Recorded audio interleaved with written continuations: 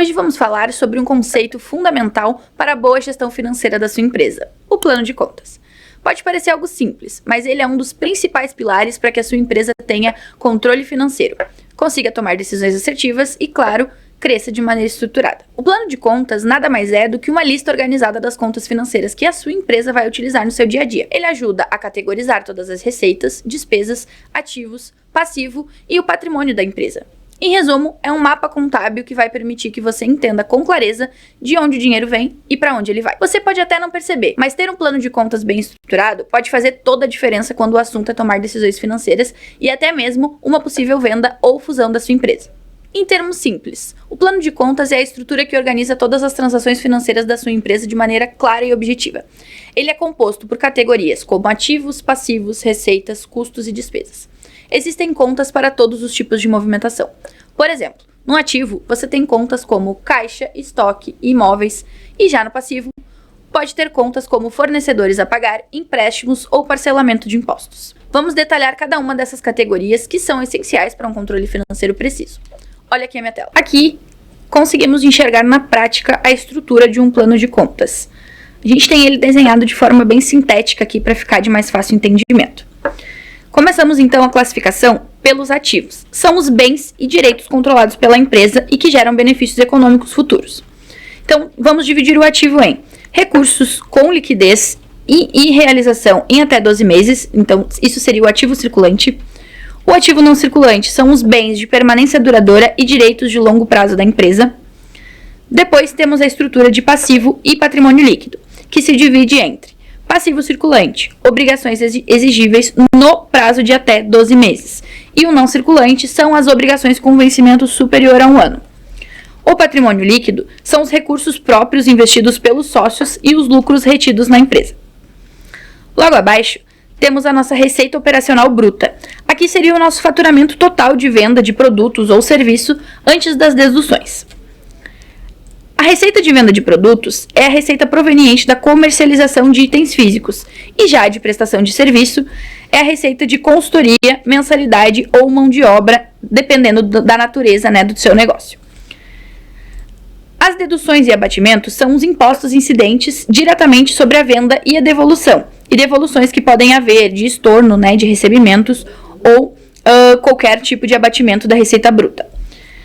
As deduções se dividem entre impostos sobre faturamento, então a gente tem encargos fiscais como ICMS, ISS, PIS e COFINS ou o próprio DAS do Simples Nacional. Devolução de vendas, como o caso mencionado anteriormente, estorno de faturamento por cancelamento do cliente, por exemplo.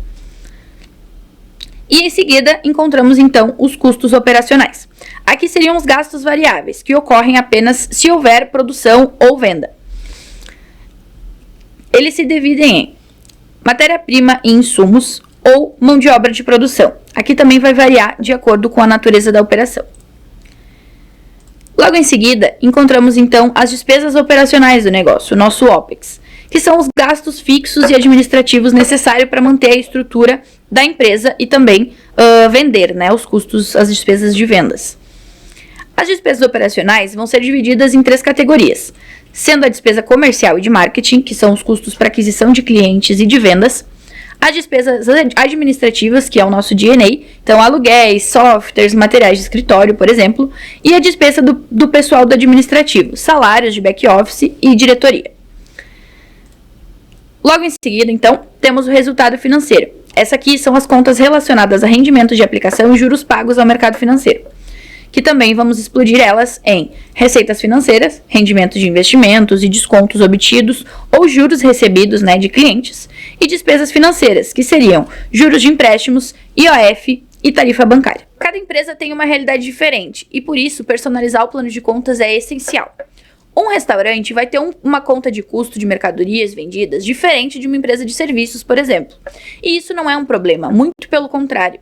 É a maneira de garantir que você está categorizando tudo corretamente e tendo controle de cada centavo que entra e que sai. Converse com seu contador e defina as contas que fazem sentido para a operação do seu negócio. Se você tem muitos fornecedores, por exemplo, pode ser interessante dividir a conta de fornecedores em categorias, como fornecedor de matéria-prima, fornecedor de serviço. Por exemplo, Se você vende serviço de manutenção e tem despesas específicas com mão de obra, você pode criar uma conta chamada despesa com mão de obra dos seus serviços. Isso facilita a análise de onde você está gastando e a rentabilidade do teu serviço. Então, o plano de contas é muito mais do que uma formalidade contábil. Ele é a base para a gestão financeira eficaz da sua empresa. Organizar corretamente as contas, entender os números e personalizar o plano de contas de acordo com a sua operação é essencial para garantir a saúde financeira e o crescimento do seu negócio. Eu sou Tuine Magnus, especialista em maximização de equity e CFO na Visp Capital. Se você tem alguma dúvida sobre como montar o seu plano de contas, deixe nos comentários. Vamos adorar ajudar você.